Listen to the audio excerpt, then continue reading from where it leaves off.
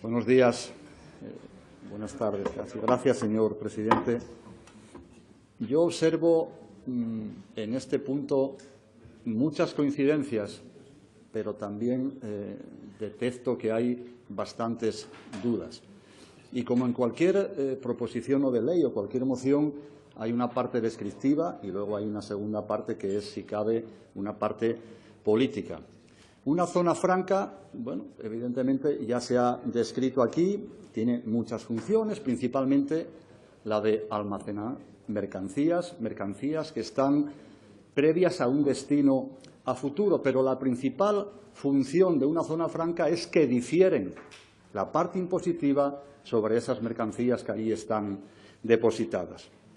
Por lo tanto, una zona franca es un destino aduanero que evidentemente y no necesariamente es lo mismo que un régimen aduanero. El grupo proponente aquí ha dado algún ejemplo, que era el régimen de perfeccionamiento activo y el régimen de perfeccionamiento pasivo, pero puede haber más.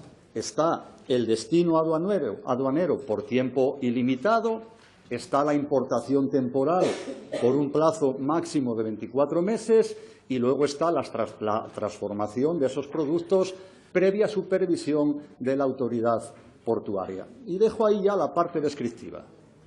Ahora bien, si a cualquier ciudadano cercano a nosotros le preguntamos qué sabe, grosso modo, de una zona franca, le dirá que conoce la de Barcelona, de 1929, la más antigua, junto con la de Cádiz, y dirá que conoce, quizás por cercanía, la de Vigo de 1947.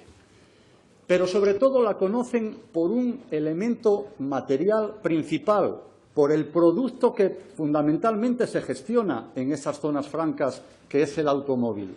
Como ya se ha dicho aquí, SEAT en Barcelona, en Martorell, o Citroën en Vigo. Curiosamente, automóvil que tiene una parte impositiva fundamental y por eso es una pieza básica de cualquier zona franca.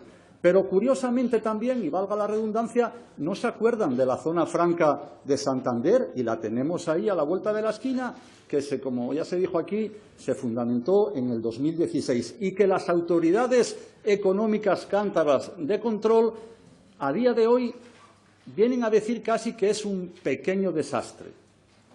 Y digo, y lo dejo ahí entre comillas, un pequeño desastre. Por lo tanto, vayamos a Asturias y vayamos a la parte administrativa, vayamos a la parte técnica o vayamos, si queremos, a la parte política.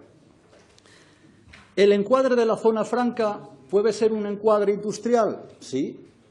¿El encuadre de la zona franca puede ser un encuadre medioambiental y de ordenación del territorio? También, pero principalmente el encuadre de la zona franca es un encuadre fiscal.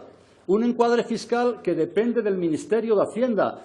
Y si así fuese, fíjese lo fácil que sería para nosotros no ya pedir al Ministerio de Hacienda, exigir que nos coloque aquí en Asturias una zona franca. Pero aquí empiezan ya entonces a surgir las dudas.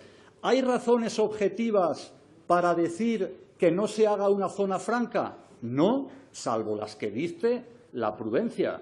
Pero a renglón seguido digo, ¿hay razones objetivas por las cuales apostar que sí a una zona franca? Yo diría lo mismo, no, salvo las que dice la prudencia. ¿Qué quiero decir con esto?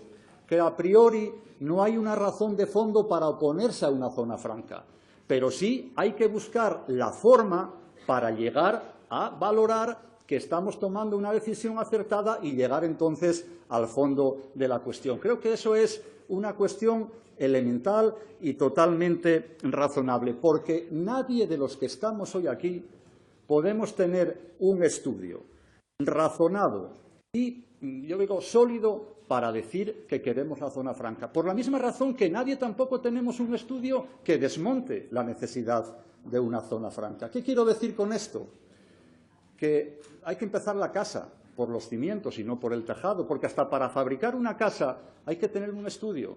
Y yo por eso veo con buenos ojos la enmienda de Izquierda Unida, la veo con buenos ojos, porque habrá que preguntar, habrá que estudiar. Oye, ¿que se nos puede reprochar que el estudio lleva retraso? Bueno, lo puedo entender, pero habrá que hacer un estudio si se necesita o no la zona franca. Y aquí no hay que preguntar, y no es tan difícil, habrá que preguntar a los responsables de la autoridad portuaria de Avilés y de Gijón.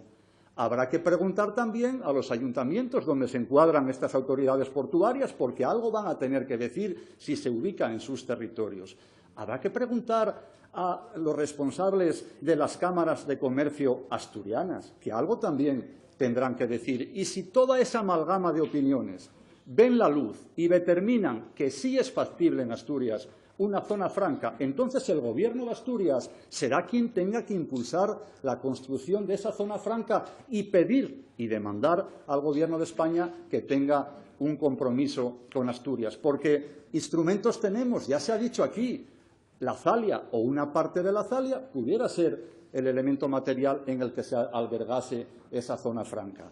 Productos, claro que los hay. Se han puesto también aquí ejemplos por parte del portavoz de Podemos. Hay empresas aerogeneradoras que además construyen equipos de gran volumen que podrían tener esa necesidad, pero podrían tener esa necesidad. También se ha dicho aquí que hay una infrautilización de las expectativas del puerto de Gijón. Por lo tanto, yo creo que nuestro grupo va a votar que sí, pero con la secuencia adecuada. Votamos que sí principalmente a la enmienda de Izquierda Unida, que si da su fruto y el fruto que todos esperamos, luego podremos entonces ir a la enmienda del PP, salvaguardando que sea una unidad portuaria, que no se separe, pero primero hagamos el estudio y luego vayamos entonces a demandar al Gobierno de España, al Gobierno que hoy capitanea el PP, para que esa zona franca tenga un futuro. Muchas gracias.